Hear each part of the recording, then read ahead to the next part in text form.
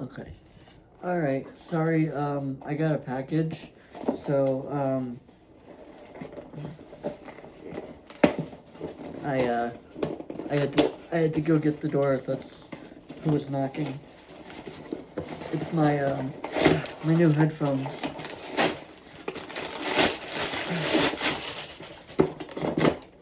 There we go. They're the same as the ones I always use, just I needed a new pair. The ones I had were kind of old and the sound isn't very good anymore because, you know, they're old. Anyway, so, but to get back to what I was saying, about everything with, you know, I'm gonna turn on the fan.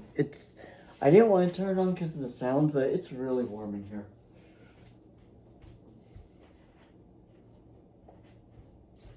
Sorry, it's so warm in here. I can't.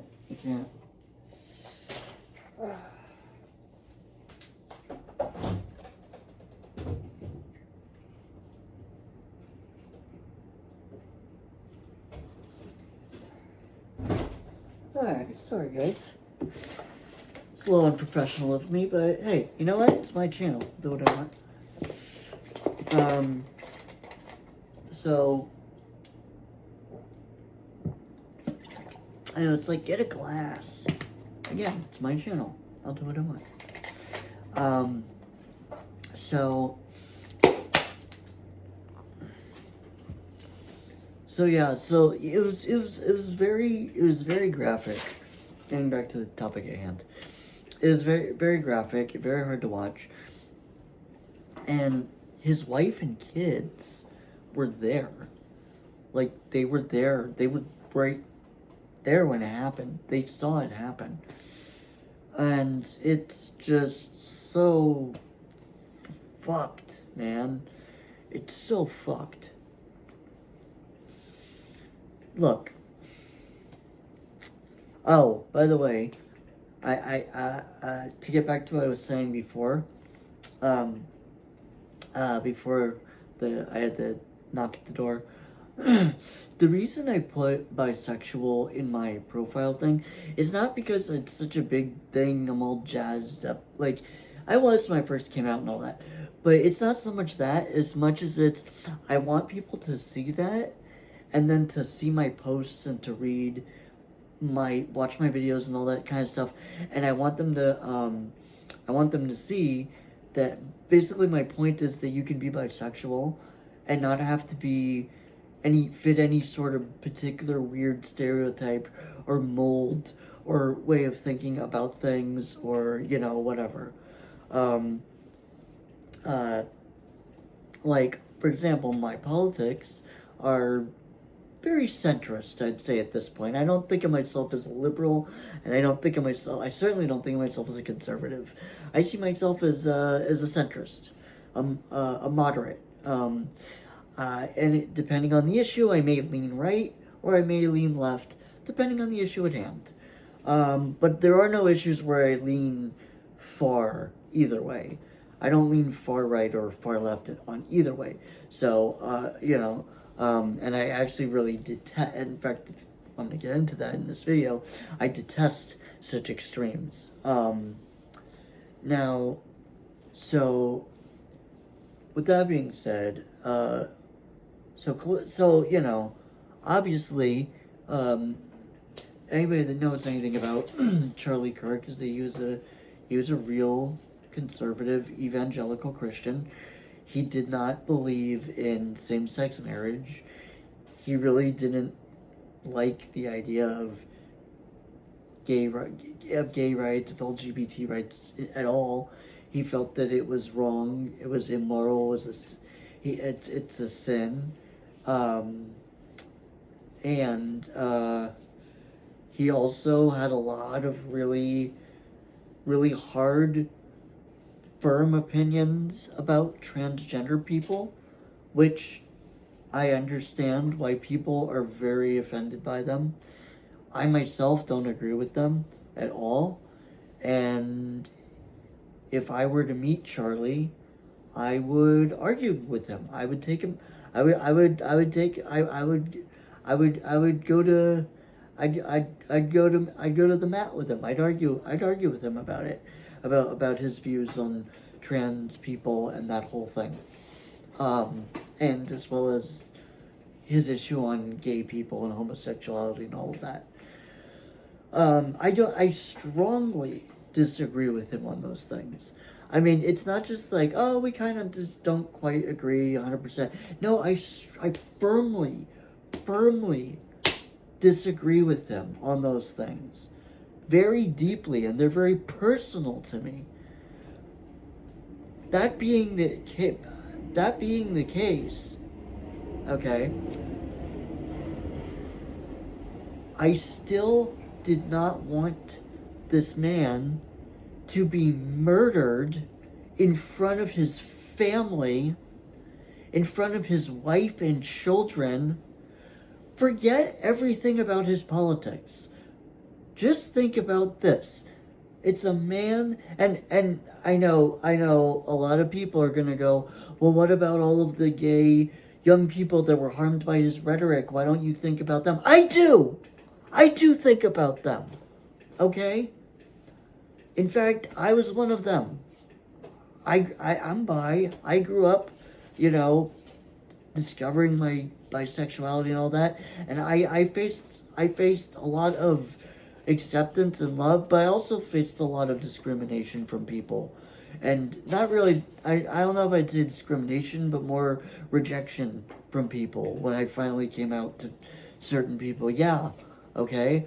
So, if you're going to say, so I was one of those young people, okay? Alright, and yeah, I did have a point where I became depressed, and I became suicidal. Sorry, YouTube. I know we're not allowed to use that word, but yeah, I'm not trying to be monetized, so whatever. I'm talking to the void. Yeah. So I do get that. Okay. Still, I still would not want that to happen to anybody. Even that being the case. Even with all of that, even being that I was one of those young people, and yet still I'm upset, and I'm sick. I'm sickened by what I saw the other day.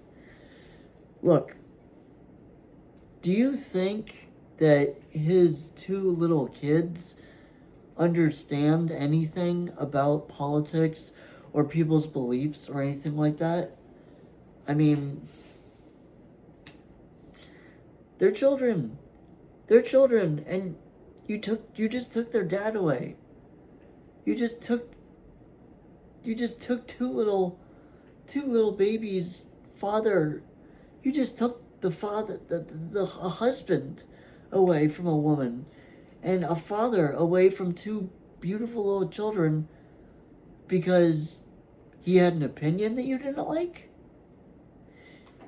I mean, even if you disagreed with Charlie, even vehemently and passionately about a subject, still, you want him to be murdered? You want somebody to be put to death just because they said something? Just for something that they said? And you could say, well, think about the harmful real-world effects their rhetoric has when people listen to what they say, and then they get emboldened from that, and it deepens their hatred, and then they eventually do go out there and actually harm a queer person or an LGBT person. And that's how it all starts, is that sort of speech sets the groundwork, and it begins, and then people go out and then they actually do it. Well, the problem with that argument is that it denies the fact that human beings have free agency and free will and can decide to do right or wrong. I mean, in Judaism, that's one of our most that's one of the very pillars of our entire belief system, is the idea of bechira, that people have free will, that God gave people the ability to, and the brain and the intelligence to varying degrees, to understand the difference between right and wrong and good and evil. People have the free agency to decide if they're going to listen to their Yetzer Hara, their wicked, evil side, or if they're going to listen to their Yetzer Tov, their good, positive side. People have the freedom to make that decision.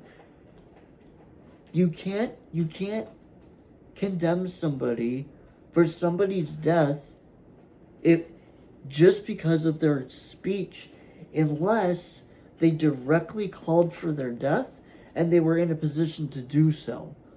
So, let's say you have a police chief and he says, I know that this guy is wanted for, let's say a guy's wanted for burglary, but not for any sort of assault or anything like that, just burglary. Nonetheless, men, if you see him, shoot and kill him on sight. And then they go and they do that. That's murder. And that police chief is complicit in that murder because he was given a position from which to do so. He was given that power to issue that. Charlie Kirk didn't have any power to kill anybody. Charlie Kirk was not in any position to issue death warrants on anyone, nor did he. He never issued death on anybody. He never said that I want any one group of people to die or anything like that. Now, look, did he have ideas that were offensive? Did he have ideas that were bigoted? Or that I find to be bigoted and very offensive? Yes.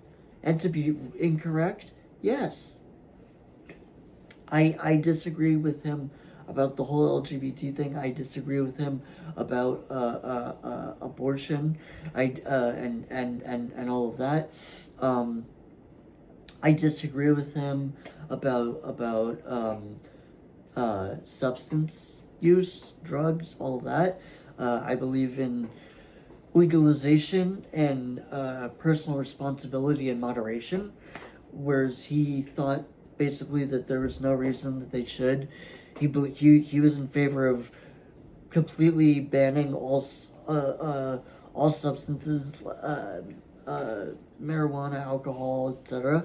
Well, he may not have been in favor of banning alcohol, but I think he was against the legalization of marijuana, and also he may not have called for the banning of it, but he personally himself did not drink or smoke or do any of those things. He was a straight edge person, and so.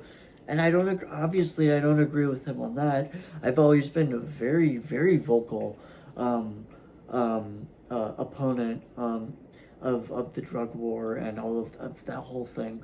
I mean, I wrote a paper in my senior year in high school all about why the drug war is a failure.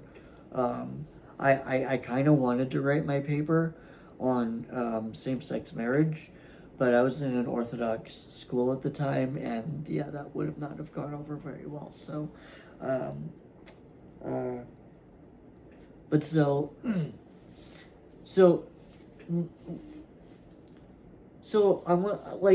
not a fan. I'm not a Charlie Kirk fan, and I'm not like, and I don't think, oh, he was such a wonderful guy. Oh, and he never did anything wrong. And he was a virtual saint. Oh, and he was so, no.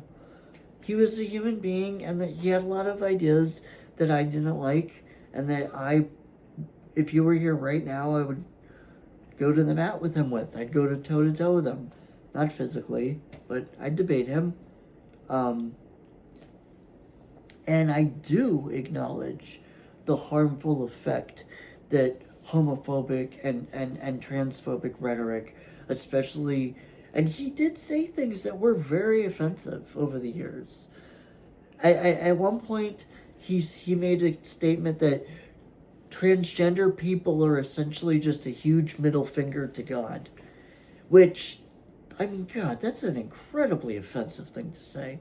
However, there were also other clips where he said that he acknowledges that gender dysphoria is a real mental health issue, and he has sympathy for people that are suffering from that.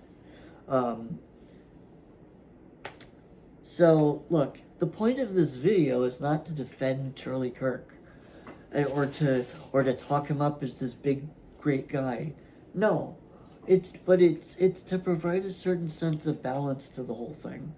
Okay, being someone who didn't agree with him, I was still sickened and horrified by what happened to him, and I mean the guy that did it, this person that did it, this fucking scumbag.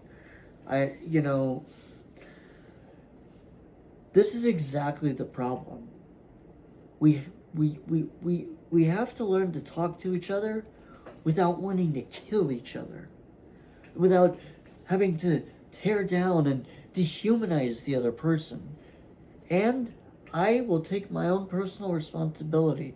I will accept my fair share of adding fuel to the fire and my own personal rhetoric that I've put online over the years. I acknowledge, yeah, I've said harsh things. I've said things that I've had to delete, and I've had to apologize because I've let my emotions get a little, taken me too far, and I've said things too harshly, or I've said things out of context, or I've said things in the heat of the moment that I later had to retract. Excuse me. All of that. I acknowledge and I accept responsibility for all of that. Because I'm a human being. And I make mistakes. And I'm not perfect. Nobody is perfect. Only God is perfect. Only Hashem is perfect. And so,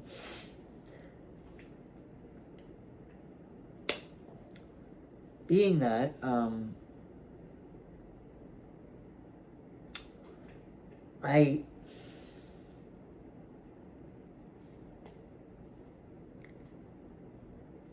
what I'm getting at is, I think what I want to make clear is, I'm not saying that Charlie Kirk was some great guy and he's my hero or anything like that. I'm sorry, excuse me. But people who know me, or who really understand me and know me well, will know that I believe in giving credit where credit is due. If somebody says or does something, I don't automatically write them off just because there's something else that they do, or that they believe, or that they think that I don't like. I'll give you a really great example of this. In the video I did the other day, that was sort of like this, I used the same example. I don't know why I'm telling you that if I'm not going to show you guys the... But okay. So, everybody, knows the story, anybody that knows me really well, of how my name came to be. My first name. That I was named after Rabbi Moshe Feinstein. The great Rabbi Moshe Feinstein. Zatzal, blessed to be his memory. And he... I'm sorry, guys. I don't know why I keep yawning. I'm not even that tired. I'm not really even tired. I don't know why I'm yawning. But he's a big part of our family.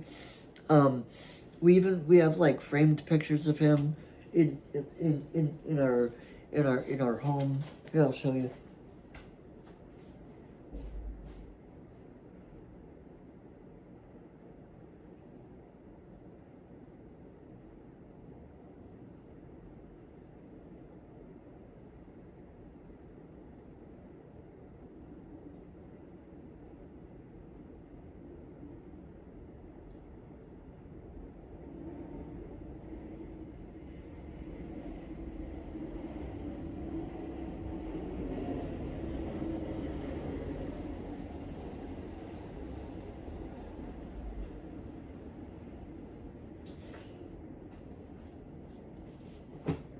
Sorry, I moved some stuff around and now I can't find it.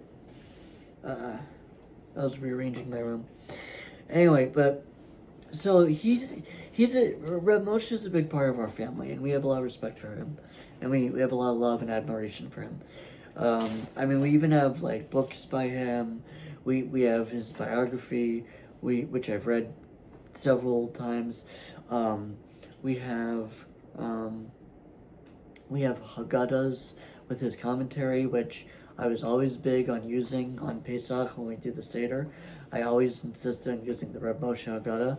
When I was a kid, I would use the Prince of Egypt Haggadah, which I used to have, which I'm really bummed because I don't know what happened to it, but it was so cool. It was a Haggadah of the movie, like, and it had pictures, like 3D, like pictures of like from the movie, like it was so cool, and I really wish I knew what happened to it, but then when I was older, well, even when I was younger, before we had the Prince of Egypt Haggadah, I would use the Reb Moshe one. I'd insist upon it. So we have this really strong connection with Reb Moshe. But the thing is, there's two things that Reb Moshe said which I completely, totally disagree with. And what those are,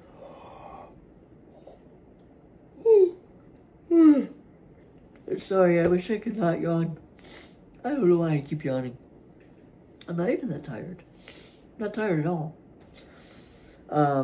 Maybe it's like my medication or something. I don't know. Anyway, so one thing that Reb Moshe wrote was that when you have books about science in an Orthodox, like high school, middle school, that you should tear out all the pages and all the chapters about evolution. You should rip them out and cross out all references to it to protect the children from the apicorsis, from the heresy.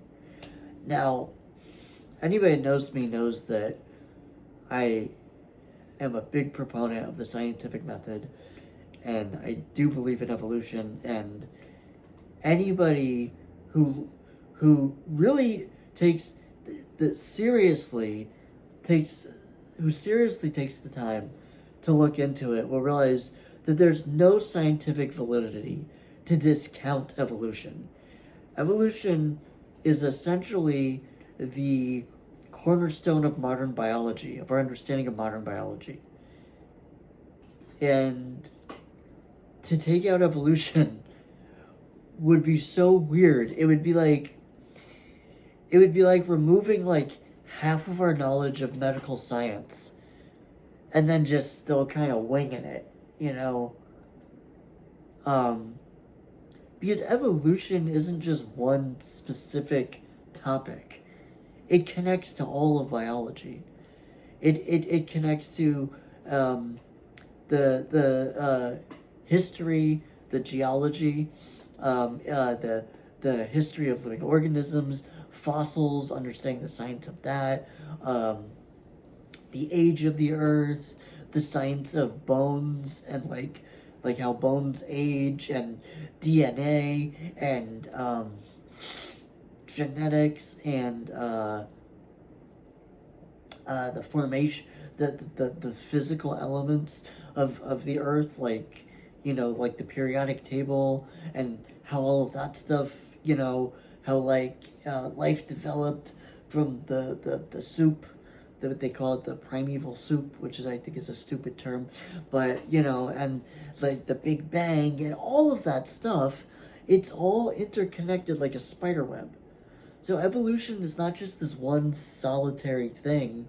It's a web that connects throughout all of biology, and that's why it's considered the cornerstone of our understanding of modern biology and genetics.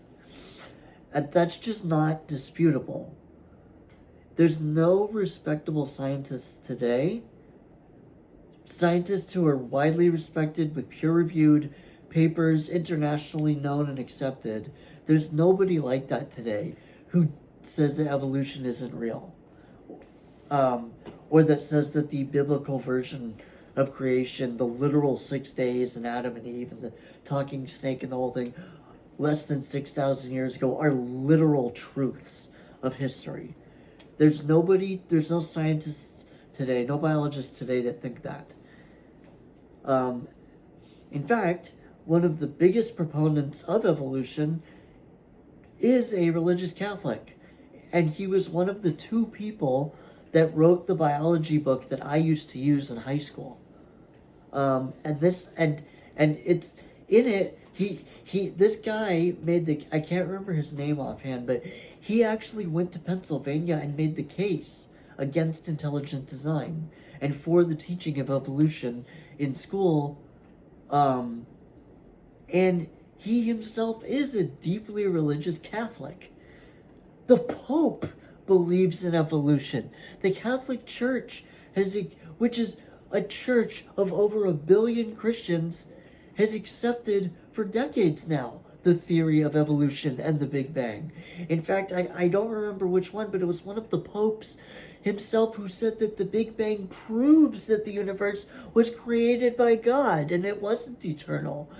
The Big Bang proves that God exists and that God made the universe. That the universe had a beginning. The Big Bang proves the creation. A pope said that. So, obviously, I don't agree with Reb Moshe about that. Now, when it comes to the other thing, another equally deep thing, Reb Moshe was completely, obviously, against homosexuality. And he even said that in his understanding, there's no reason why somebody would be gay or do that other than to insult God.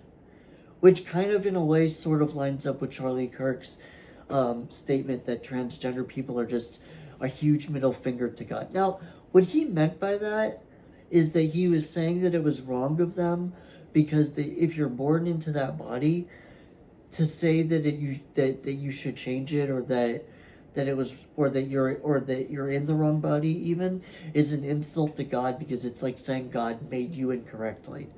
Now, I don't believe that. I don't believe that that's true, and I don't believe that the transgender people think that, or that they were made incorrectly, or that they think or that that's true, or anything like that.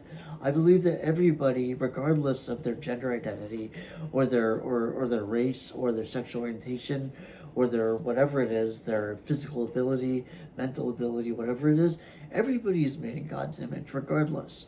It doesn't matter what color of the rainbow you're on, whether you're black, white, gay, straight, bi, whether you're transgender, whether you're non-binary, whatever it is, it at the end of the day, if you're a person, you're a human being.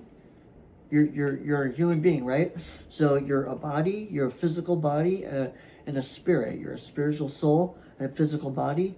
Because, in Bereshit, in Genesis, God blew into the nostrils the wind of life into Adam.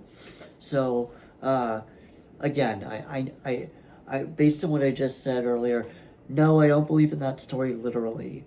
Okay, I believe it's an allegory, because I believe in evolution. I believe that the purpose of that story is not to tell us a literal story, but to teach us the idea that there was a creation, and that there is a God, and that he's the master behind all of this, and he made all of this. That's the point of the story. But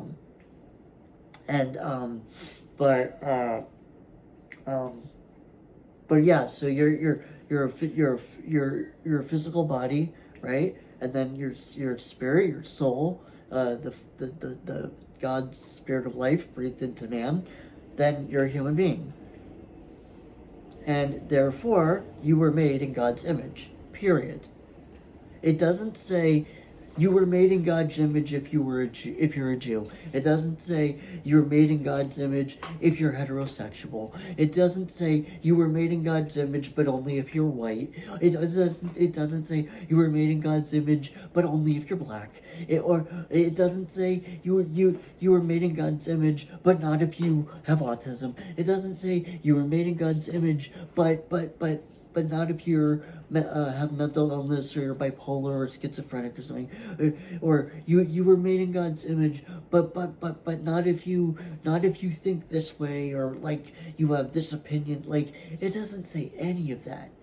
All it says is that God created man. He made the from the dust, the body of man. He breathed the spirit of life into him, and then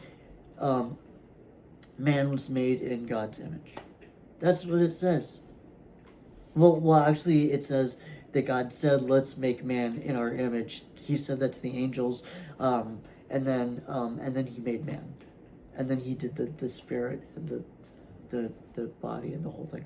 So, and then that's the story. That's it. Doesn't There's no caveat. There's no footnote. There's no, by the way, there's no note back in the appendix. No, that's it. All people are made of body and spirit, and God wanted to make man in His image, and so God took spirit and physicality and put them together and created man. That's it. Man is made in God's image. There is no alternative to that. And there's no caveat. There's no subtext. There's no between the lines. That's it. And I believe that. And transgender people are human beings. Duh. Obviously. But, I mean, they're no less people than anybody else. We're all human beings. We all deserve to be treated with kindness and to be treated with decency and to be treated with love and compassion and with respect. And that's what God is all about. God is not about hate. God is not about killing people. God is not about violence. God is about justice. God believes in war for just cause. For example, defending civilians, or fighting tyrants like Hitler, or may his name be erased, or Saddam Hussein, may his name be erased, or Yasser Arafat, may his name be erased, or any of these other evil, wicked people. Nasrallah, may his wicked name be erased, or Hamas, may their wicked names be erased. All of that, but that's not hate. That's not violence. That's not revenge. That's justice against evil. That's not the same thing as senseless killing and violence for the sake of senseless killing and violence, or for the sake of bloodthirsty revenge, or just to cause chaos, or just to create situations of terrorism, to push governments to do what you want and threaten them with terrorism, things like that. That's not, those things are not what, those things are not at all what I'm talking about. I'm talking about justice, and that's the opposite of anarchy and chaos. Something that, like, at first glance people kind of like are a little bit like, wait, what? Because it sort of sounds like a double speak thing, but when I talk about the principles of classical liberalism, I think of myself as a moderate, or sometimes I'll call myself a classic liberal. One of the principles of classical liberalism is the importance of a rule of law, which sounds very weird, because you would think that liberalism is about free and would be as little about authority and rule of law as possible, right? But no, here's why rule of law is a liberal value. Because if you don't have rule of law, then you have a position, you have a space, a vacancy for tyranny. And that invites in all sorts of problems, and that's where you get your dictators from. That's what happens in every revolution, no matter how wonderful or beautiful or noble it is. Every revolution winds up turning into some horrible dictatorship. Well, actually, I should rephrase that. That's not really true. Countries where there's a power vacuum and there's no unity amongst the people, that's what happens. Tyrants come in and they find the open space and they take it and they hold on to it forever, or as long as they are, able to, before they get killed. But then in countries like America, in places here, like here in the United States, where after we had a war, we went and we won the war, we went, okay, let's sit down, let's talk about this, let's work this out, let's put some structure, let's agree to disagree, let's give and take, let's create a system of balanced power so that nobody has any absolute power. George Washington was offered the crown. I haven't never seen a source for this, so it might just be bullshit, but I remember learning that George Washington was offered the crown if he wanted to be the king of America, and he said no. He said, no, I don't want that. I want this to be a free country. I don't want this country to be beholden to kings. I don't know if that story is really true, because, the story about him chopping down the cherry tree, that story is not true. Which is really funny, because that story is made up, and it's a lie. It's a fake story. It never really happened. But the point of that story is to teach you the value of telling the truth. So the story which teaches you the value of telling you the story which teaches the value of telling the truth is a lie. That story is a lie. Isn't that like ironic? I love stuff like that, just because it's so rich and just like. But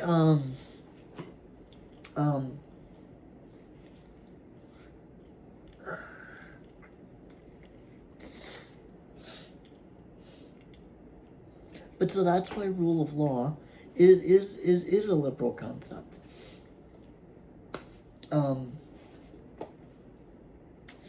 Now, to talk about Charlie more specifically, you know what? Yeah, I was just thinking maybe I'd break this into a 3-parter, but no, I'll keep going. With Charlie, specifically, from what I learned about him, I mean, again, I don't really know a whole lot about him. I've seen a few of his videos here and there, and for the most part, I always thought of him as pretty moderate, actually. I knew he was very conservative, but I didn't think of him as I certainly didn't think of him as somebody like a Rush Limbaugh, or a Michael Savage, or, or a, what's his name? That guy who shouts all the time. From InfoWars. You know who I'm talking about. I can't think of his name, but the guy who's always shouting. He's nuts. He's like, I made a protein shake! It's called raw meat! It has blood! It has blood and chicken carcasses in it! It's delicious! You know, that guy. Oh, and by the way, they're making the frogs gay! That dude.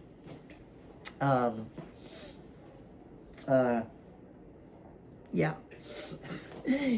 I thought that Charlie Kirk was not even anywhere close to someone like that guy. I always thought he was somewhat of a moderate for the most part. And I'll say one thing about him that was a good thing about him, that made him unique. I won't even say a good thing, but one thing what made him different from other people was, and I'm not trying to say this as to talk him up or to say that, oh, he's so great. No, I'm just trying to say, like, as usual, I believe in giving credit where credit is due.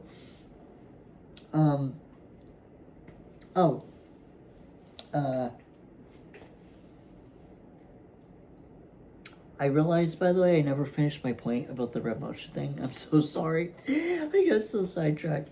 Just to finish up that,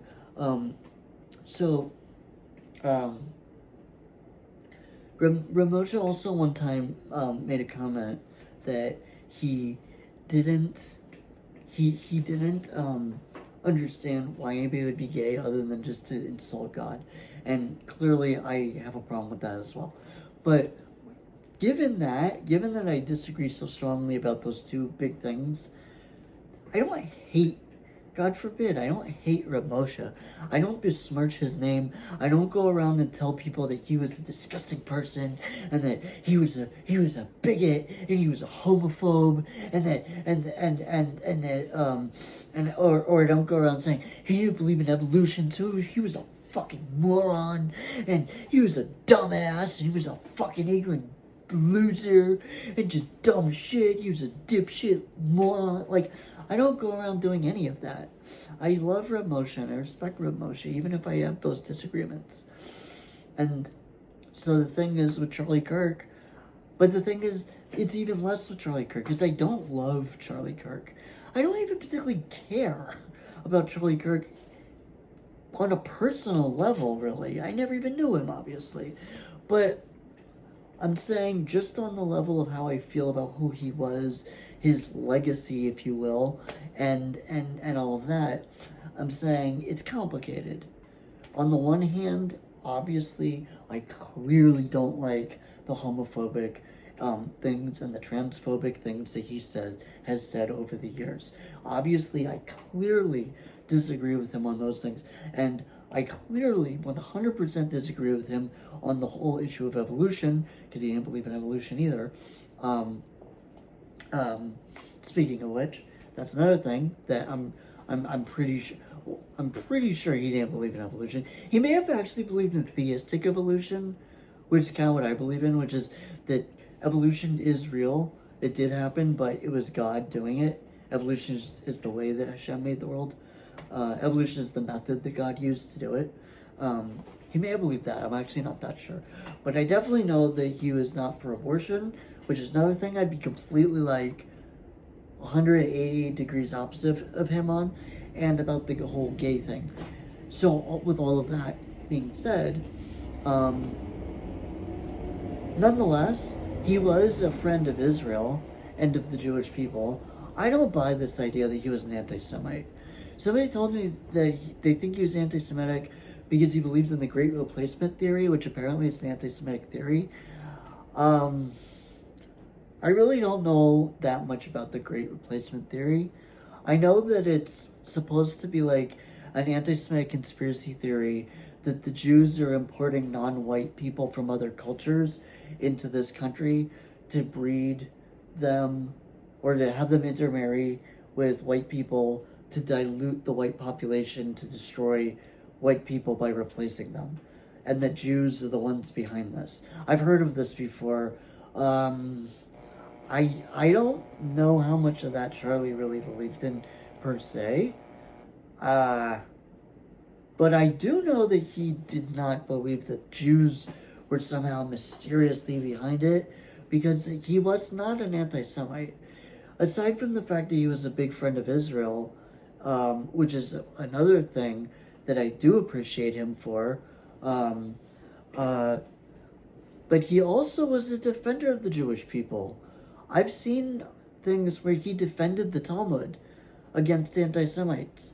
I mean, I've seen where people came up and said things like, "Oh, the Talmud says that it's okay to be a pedophile or a PDF." Why I already said the word. Or the Talmud says that that Jesus is burning in hell in a cauldron of feces, and it's and or the Talmud says that Mother Mary was a whore, and like all these things. And Charlie Kirk basically said, "Look, I'm not Jewish. I haven't read the Talmud. I can't tell you exactly what those verses are, or what you're referring to.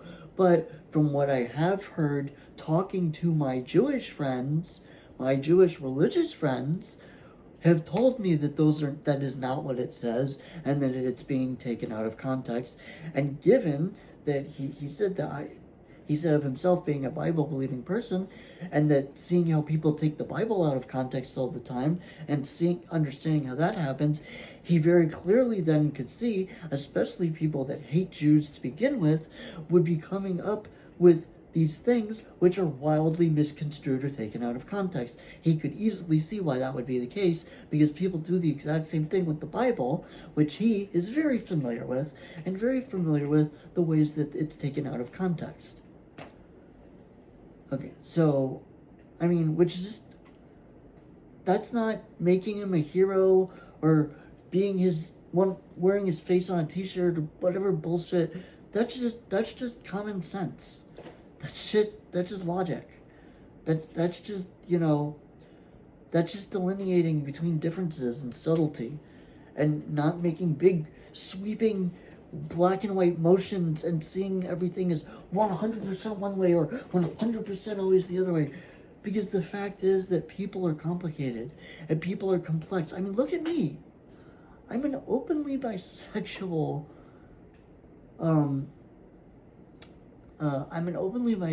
person, but I'm a religious Jew, not Orthodox.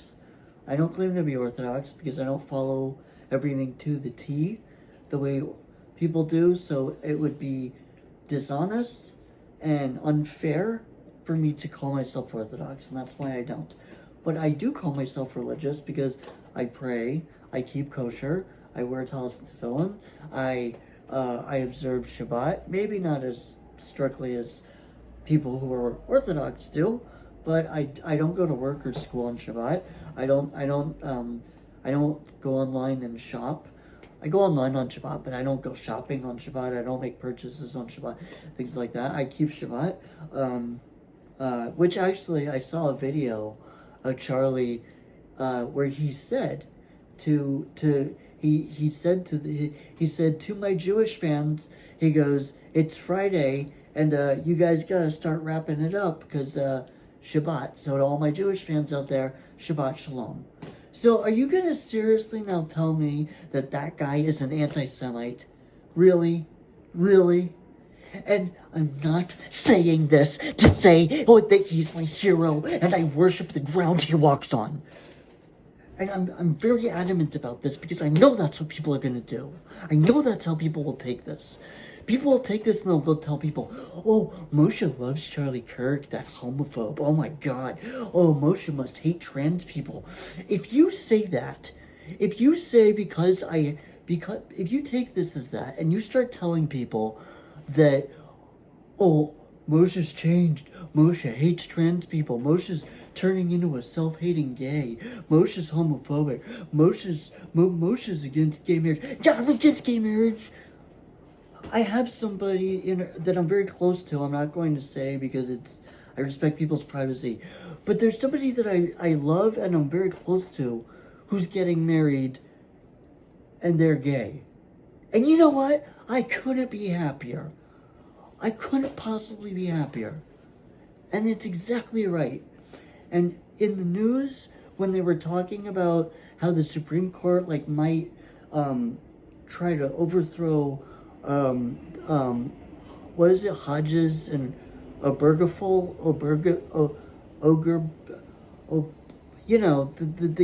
same-sex marriage thing, Obergefell, you know what it is. Yeah, when they were talking about that, the very first time I saw a headline that said, gay marriage may be on the table, or is gay marriage or is same-sex marriage, or is Obergefell Oh, there, say it right. Is Obergefell going to go the way of Roe v. Wade? When I first saw those headlines and I first read that, I felt my heart sink. I mean, I'm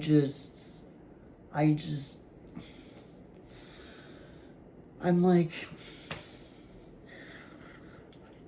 we've come so far. We've already come this far and we're still talking about going backwards? Why? How far do we have to move the goalpost for us to get past this shit already? Nobody today in their right mind would ever suggest making a law outlawing interracial marriage today. Nobody in their right mind would think of that. But we still have people thinking and who think that it's up to them to tell gay people how they can live their lives. To tell two men or two women that they're not allowed to go privately, by the way, live their lives, get married, do their thing, and they're not hurting anybody. We haven't gotten past that. We're still on this. We're still arguing about this.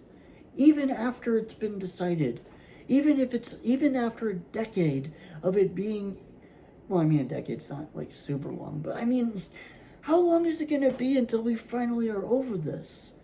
Do you know that over 50% of Republicans, in the recent poll, it went down, I think, to like just under like 49%. But before that, it was up to like, I think 56% of Republicans were in favor of same-sex marriage, of keeping same-sex marriage legal. And we're against changing it. Now again, I'm not saying that this means, oh, the Republicans are the greatest people ever, and we should all be Republican, and you know, and I want to get down on my knees and suck Trump's fat cock. No.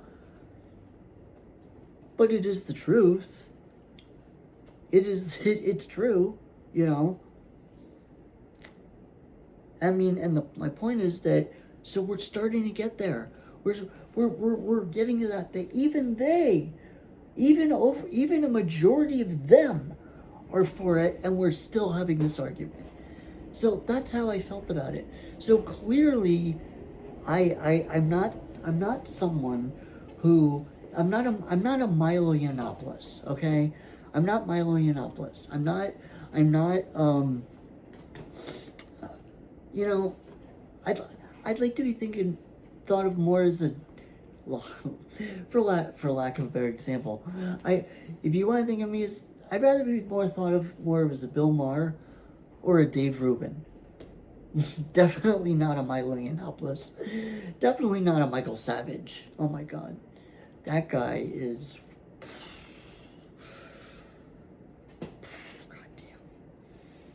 That guy's just as crazy as the shouty guy. They're making the frogs gay. Hillary Clinton has a secret pedophile ring at a pizza shop.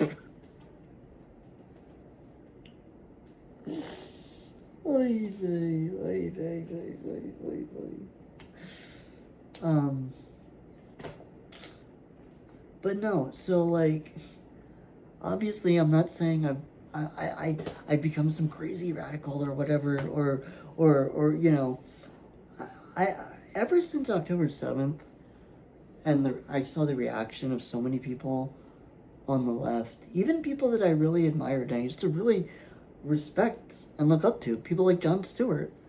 I mean, and Stephen Colbert. I used to love Colbert and Stewart. I was a big fan of them. I love Jon Stewart. I would quote Jon Stewart all the time for stuff.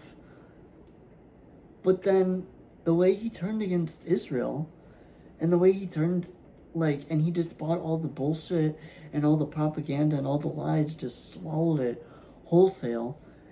It broke my heart, you know, and it started over time pushing me more towards the middle. And now that's why I no longer identify as a liberal or I don't think I ever really identified so much as a progressive per se, but I identify now as a moderate. I'm not a conservative, and I'm not a liberal. If anything, I'm a classic liberal. I guess at best you could call me a classic liberal, which basically means that. Actually, this is a perfect example of explaining what that means. It means I can vehemently disagree about a particular issue or even a particular set of issues with you and not want you to be dead. You and I can vehemently disagree. Let's take a really, really, really hot topic to me. Let's say gay conversion therapy, which everyone knows, yeah, you do not want to go there with me. I'm very passionate about that. But you and I can have a disagreement about that.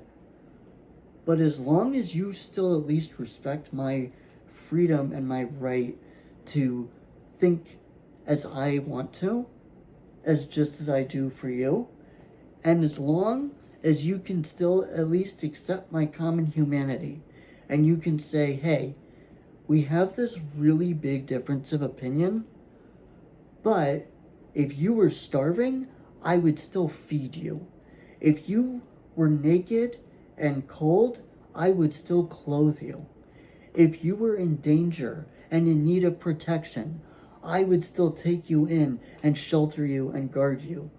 Because at the end of the day, even if we have different opinions about politics or religion or whatever, we're still all children of God, and we were all still made in His image, and we all still need to recognize the divine image in other people just as much as we want to see it with them within us.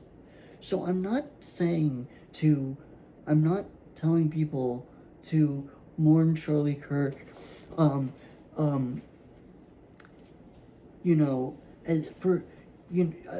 not saying that we should mourn Charlie Kirk because he was a Republican.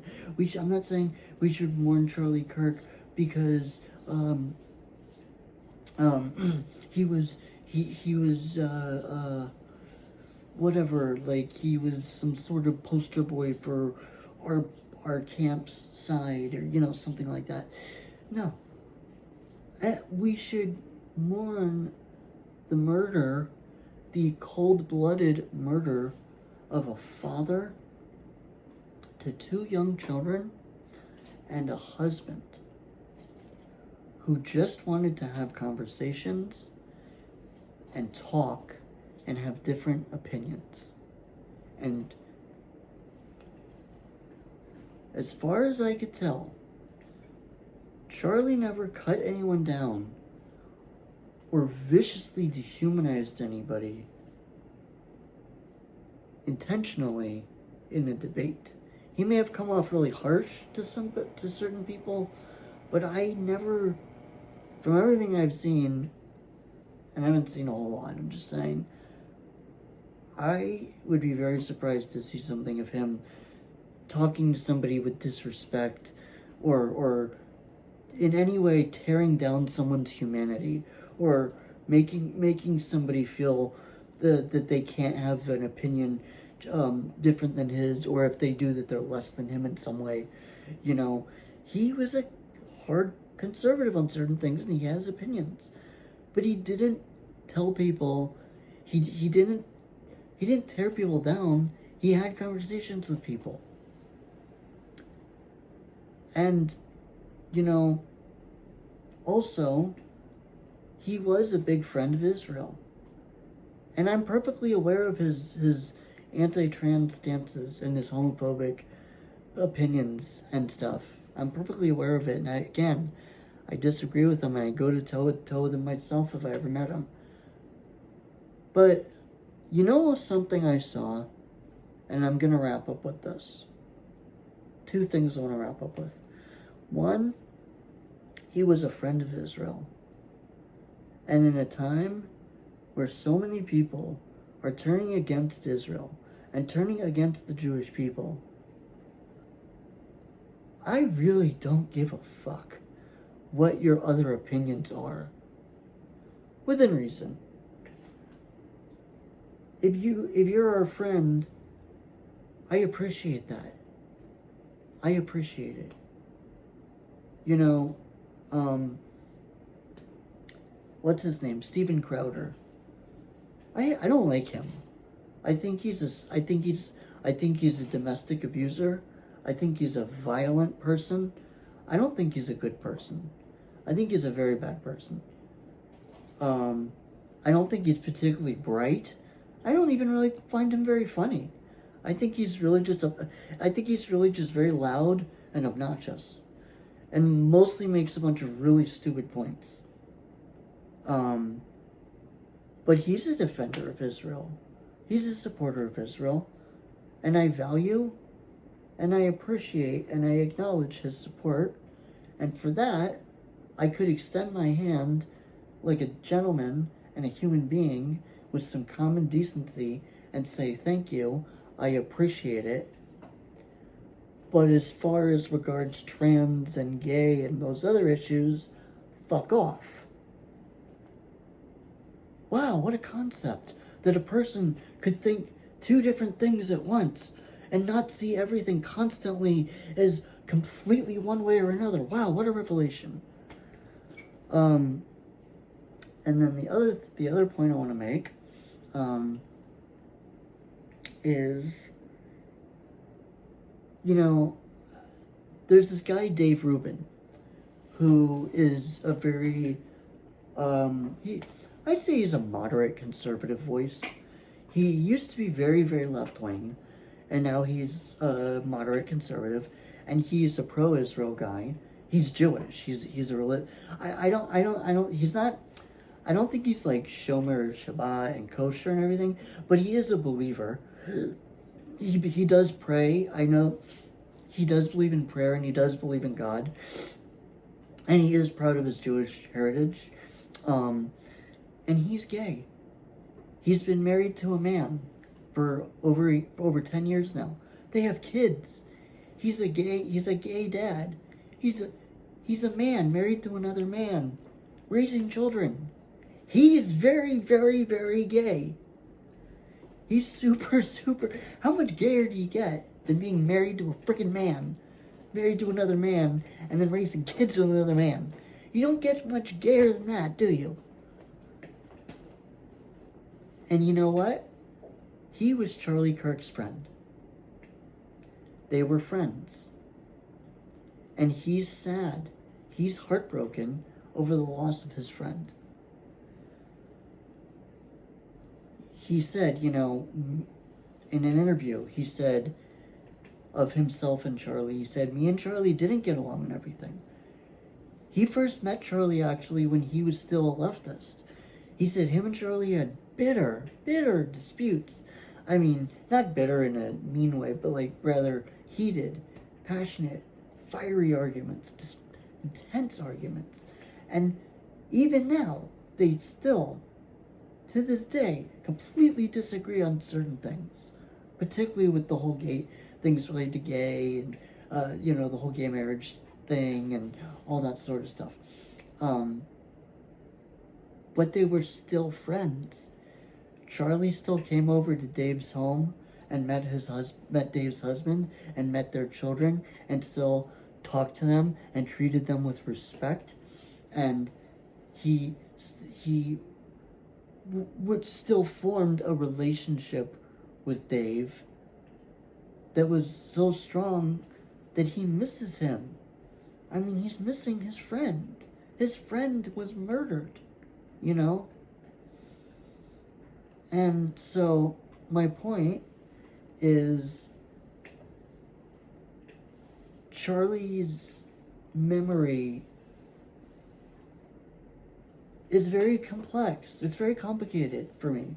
I have very mixed feelings about him. I'm not going to glorify him. He's not my hero. Okay, I'm not about to go out and read all of his books. I'm not going to read any of his books. I'm not even going to read any of his articles because I actually don't fucking care. I really don't care. Like, I'm not going to go become a fan, start watching all his videos and posting them. No, I really am not. I don't give a fuck. I'm not a fan of his. I don't give a shit. I don't give a fuck. A flying fuck. I really don't.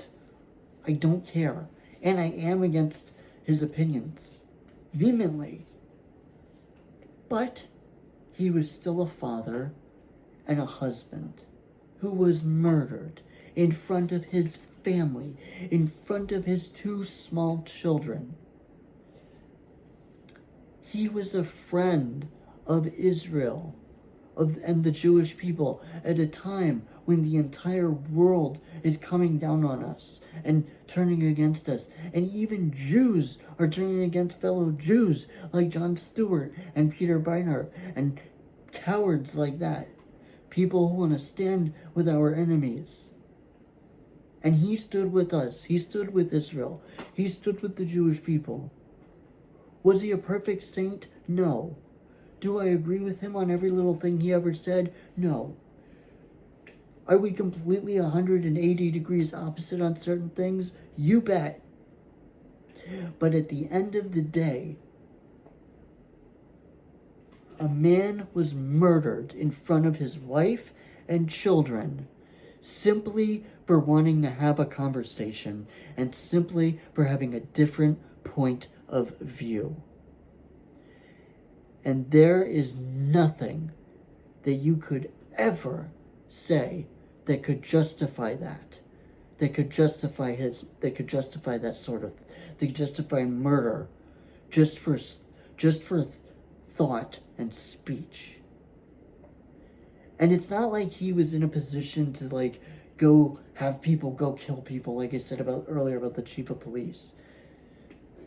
So a lot of people are saying, well, his rhetoric, okay, but people are free to make their own decisions. Also, he never said, go out there and kill trans people. He never said that. He never said, go out there and lynch gay people. He never said that. So, I just want to say, I'm going to wrap up with, I just want to pray for his family, for his wife and his 2 babies.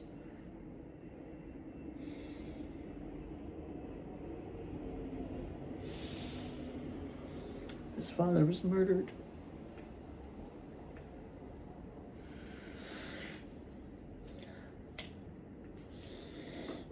I want to pray for his wife and his 2 babies. I can't even imagine what that must be like. I mean, I love my dad so much.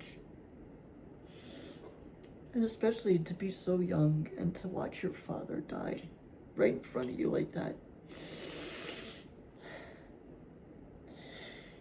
Regardless of your politics, if you can't sympathize with the fact that a family just lost their husband and the 2 babies just lost their father just because he wanted to have a conversation, just because he had thoughts that other people disagreed with, they murdered him in front of his family. If you can't have sympathy for that, regardless of politics or partisan sides or whatever, then you don't have a heart.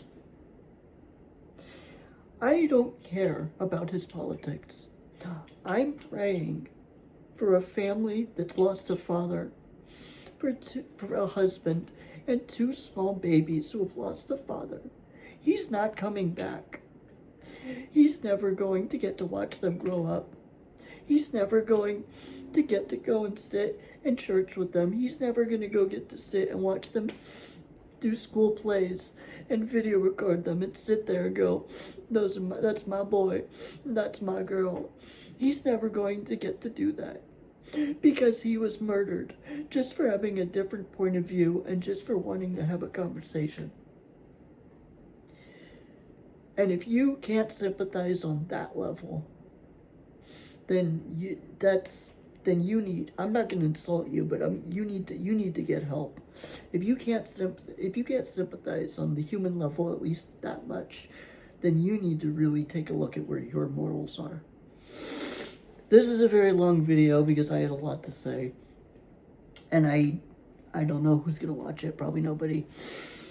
But you know what, even if no one watches it, I'm glad I did it because I needed to do it. It was very therapeutic for me. So, praying for Charlie's family, praying for everybody right now who was affected by this, who's in mourning. And I just want to say, Charlie, if I could speak directly to Charlie, look, when it came to the stuff about gays, about LGBT stuff, I think you were wrong, man. I think you just totally missed the ball. I'm sorry. You weren't right. You were wrong about that, man. You were incorrect. And we can argue about it. When it comes to abortion, I don't agree with you. I don't think you're correct. I don't agree with you that abortion is murder. I'm not a fan of abortion, by the way. I don't think abortion's wonderful. No, personally, I think abortion should be legal, but rare. Necessary. I don't think you should be like, well, I just don't want to have a kid, so fuck it. No, I don't think like that. But at the same time, I don't think it's right to tell people what they can do with their bodies. To tell women what they can do with their bodies. And then again, to a certain extent, is a fetus life? Yes, but no, but we're not getting... all that aside, I disagree with you on that as well, Charlie. But you were a friend of Israel and of the Jewish people. And I'm not going to let people lie and drag your name through the mud by making up this lie that you were an anti-Semite, because I know that you were not an anti-Semite. And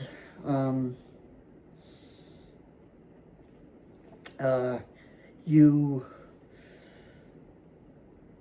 stood with you stood with Israel and with the Jewish people, and I'll never forget one time you said, and again, forgive me if I'm messing it up a little, I don't remember exactly, I'm paraphrasing, but you said something along the lines of that when you were in Israel, that you walked in Jerusalem where you said where your Savior was crucified and rose again.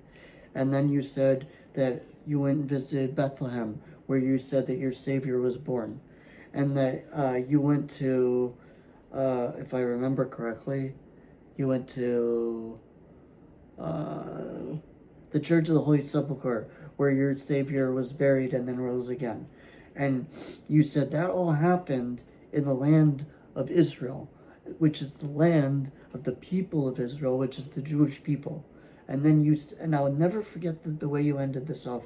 You said, I'm not you said, I'm not a supporter of Israel because, and a follower of Jesus Christ.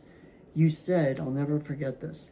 You said, I am a supporter of Israel because I am a supporter of Jesus Christ. I'll never forget when you said that. God, that really moved me, you know? I'm not a supporter of Israel and a supporter of Jesus Christ. I'm a supporter of Israel because I am a supporter of Jesus Christ. And you know, there's another thing we don't agree on. I'm not a Christian. I don't believe in Jesus Christ. I admire Jesus as a great man, but I don't worship him and believe in the Messiah and all, ship of him and all this stuff like you do. But again, I respect you as a man of faith, and I respect you as a person of principles, regardless of if I disagreed with some of those principles. Well, this video has already gone on really long, and nobody's going to watch it. But I'm glad I did it, because it was very therapeutic, and I needed it. So again, I know, for the umpteenth time, but praying for Charlie's family, praying that that son of a bitch that they caught, that he get the justice that's coming to him, and praying that we all just take the temperature down, and that we can all start to see each other, regardless of our politics or whatever side we're on, or how strongly we may feel about any given issue, to start seeing each other as fellow human beings and fellow Americans. You know, if you're watching this and you're you know a hardcore Democrat, or you're watching this and you're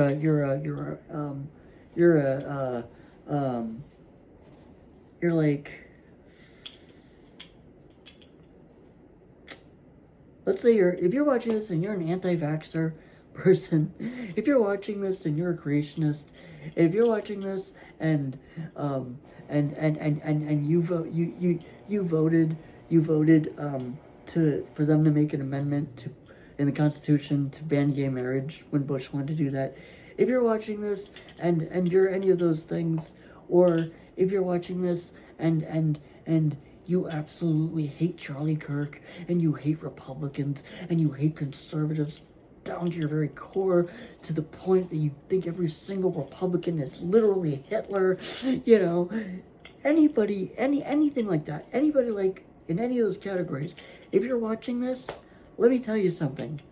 We may disagree, and when it comes to politics and social issues, depending on the issue, you can go fuck yourself. But at the end of the day, you and I are still both Americans, and you and I are both still human beings. And so as a human being, and as an American, and out of a sense of gentleman's honor and decency and respect, I extend my hand to you, and I shake your hand, and I say I acknowledge that you are my fellow American, and that you are a fellow human being, and regardless of what you think and believe, you deserve to be treated with decency and courtesy and respect, even if we disagree vehemently about certain things. I see you, and I acknowledge you, and I respect you as a fellow human being and as a fellow American, and I would do anything to fight for your right to say whatever the hell you want to say, even though I may strongly disagree with it, and I certainly would not champion anyone taking your life just for saying something that I don't like, or just for having ideas that I don't agree with. Certainly wouldn't be in favor of you being murdered in front of your family for that. So for anybody that can't get on board with that, get the hell on board. Come on board. All fellow Americans and all fellow human beings of decency and common sense, get on board, baby, because we're taking America back. We are taking America back from the extremists. We are taking America back from the haters and from the dividers. This country can be great again. This country can be fucking awesome again. This country can be a land of the free because of the brave for every American, and I really believe in that. And that is why I love this country, and that is why I love our flag, and that is why I love our Constitution, and that is why I honor my American heritage on my mother's side going back to the colonial days. I love this country with all my heart because I believe in its ethos and I believe in its principles. Anyway, that's all I got. Peace, love, and chicken grease, everyone.